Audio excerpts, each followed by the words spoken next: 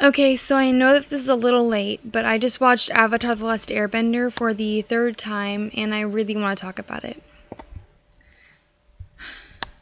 I I've heard many complaints about the pronunciation of Avatar, Aang, and Sokka. I'd like to remind everyone that they are pronounced that way by the Northern Water Tribe in the original series on many occasions, and I thought that combining the different Water Tribe accents gave you a sense of unification between the two tribes. But I didn't like everyone else calling Aang Ang. I feel like Aang has a really, air nomad-y thing about it, and it shows off their fun culture and how it's different from the others. But I wasn't too upset about it because getting to see more airbenders makes up for it. Now let's talk actors. When it was first announced that Noah Ringer was going to play Aang, there was only one public picture of him, and I immediately fell in love. I don't think they could have found a better actor to play this part. But not Nicola Peltz. She played Katara.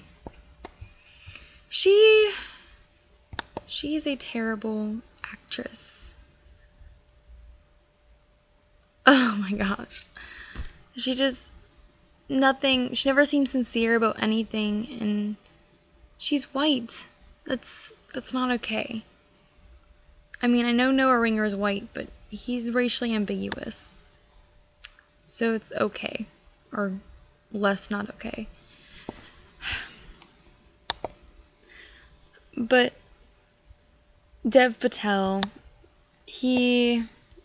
Zuko, he's an amazing actor. I adore him. However, he's old. Zuko at this point should have been about 15 years old. Patel is 20 and he looks it. But that's my only complaint about him. I liked the South Asian theme for the Fire Nation.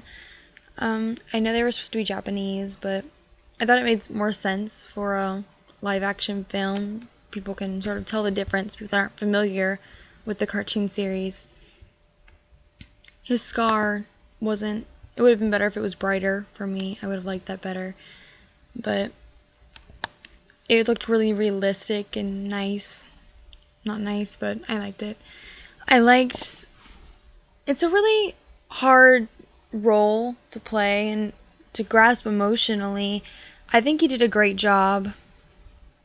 He really showed off that innocent side, that naive side of Zuko that eventually comes back to save the world. I was really pleased with his performance. Now, Jackson Rathbone, again, is so old. At the beginning of the series, Sokka should have been slightly older than Zuko, so around 16. Rathbone is 26. And he isn't very good at being funny to make up for it.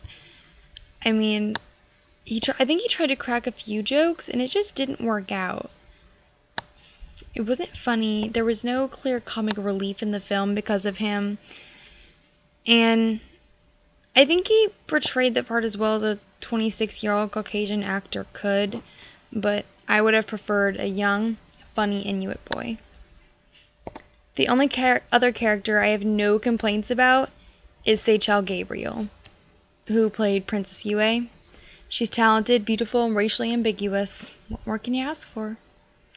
Now, martial arts. I liked the form they used for water. It was flowy and peaceful to look at. I also like the sharper, angrier moves that they used for the Fire Nation. But I felt like the airbending was too offensive and not enough defensive. It was really weird. It kind of freaked me out a little bit.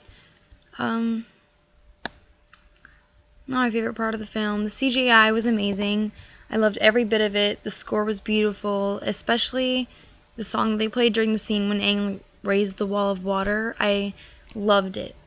My favorite scene, I think, was when Aang came out and everyone bowed to him, and he bowed back. It didn't feel finished at the end, though.